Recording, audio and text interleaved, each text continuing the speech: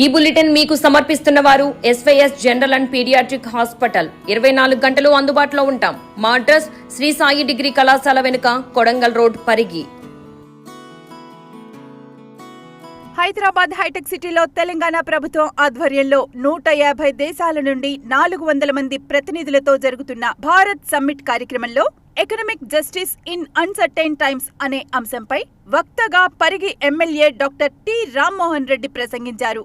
అదేవిధంగా భారతదేశంలో వివిధ దేశాలతో గల ఒప్పందాలు, సత్సంబంధాలపై ఏర్పాటు చేసిన ఫోటో ఎగ్జిబిషన్లో ఇతర మంత్రులతో కలిసి పర్యటించారు. Economic justice is about fairness and equity, and it is about ensuring the equal access and opportunity, dignity and resources regardless of one's background and circumstances.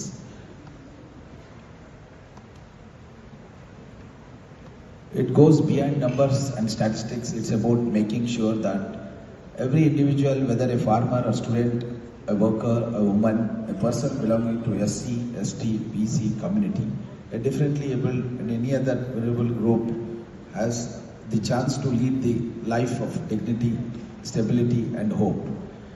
It is well known that any country, the wealth is concentrated on few hands. In India, 40% of wealth is held by the top 1% of the people, and the bottom 50% of the people only held by 3% of the wealth. The rich is becoming richer day by day, while the poor is becoming poorer. It remains the poor people in any country are not in a position to face uncertainty in difficult times. They become most vulnerable, exploited. This kind of trend cannot be allowed to go on anymore.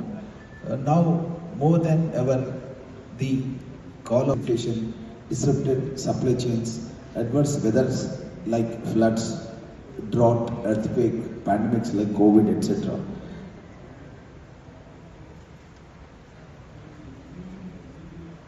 Each of these uncertainties have posed several challenges to the society at large. However, the impact of such uncertainties has been marginalized by the vulnerable groups.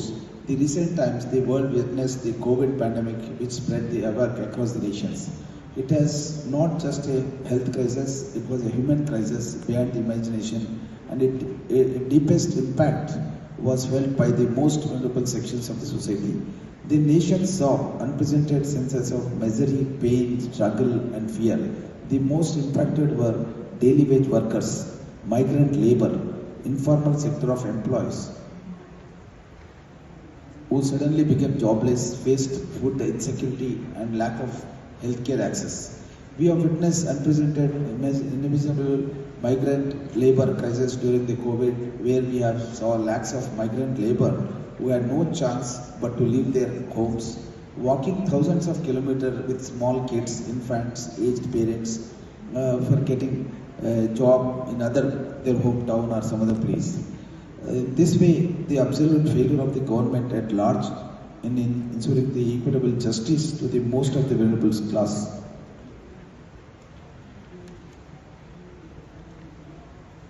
That's where the role of government becomes very, very important to ensure the economic justice in uncertain times.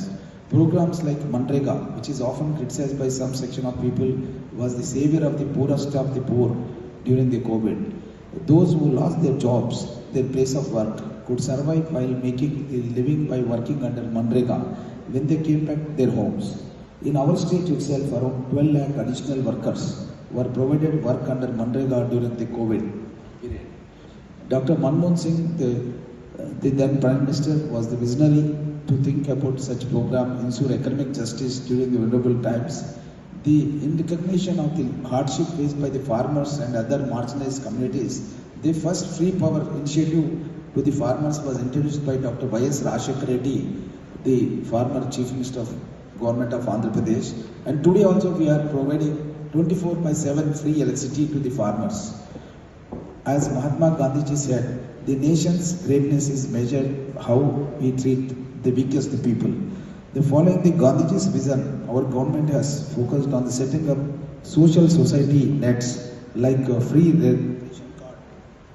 ration cards and expanded health coverage under Rajiv Arogyasri scheme 200 units of the free electricity to households, free bus travel for women, gas cylinder for 500 rupees, Indirama housing, 5 lakhs worth of house, free houses we are giving for the poor people, Rajiv Ovikasam, unemployed people we are giving the financial assistance right from 10% to up to 2 lakhs and 20% up to 4 lakhs, up to 50,000, 100% subsidy also we are giving, and Indira solar pump sets also we are giving, Girijala Vikasam also we are giving to the tribal farmers.